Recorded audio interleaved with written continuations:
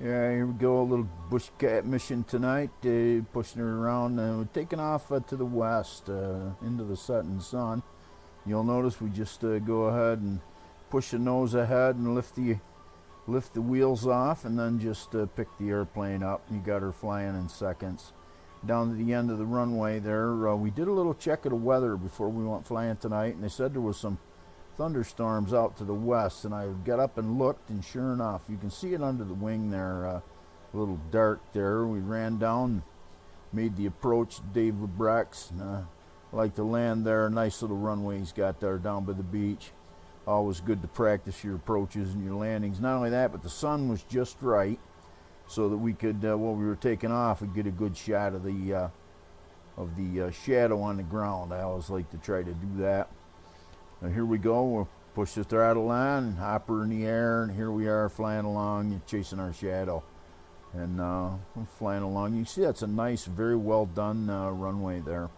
Little chandelle to the left, and climb her out. And head over to the south shore. You can see the lighthouse just between the struts of the airplane there.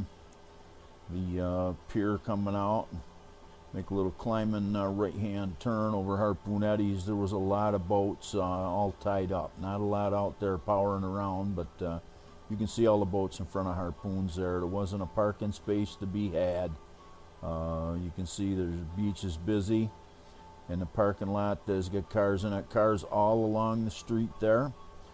And of course the boats are all tied up at the pier, and the parking spaces again all filled up. Here's another shot of the lighthouse coming up between the struts here as we circle around the beach. Headed from there over to Beck's Grove. Made the approach on the easterly runway at Beck's. Just overflew the field. We didn't land there. I don't like to land on the blacktop.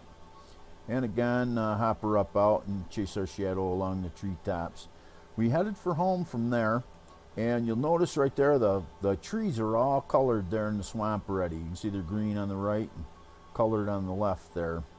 You can see that thunderstorm off in the distance. Very important to always check your weather before you go flying. And I kept a really close eye on that to make sure we could get back home before we ran into problems. 42 miles an hour for the approach. Give her a little shot of power to rest the descent and just plop it on. There you go. Hope you enjoyed the ride tonight. We'll catch you again next time.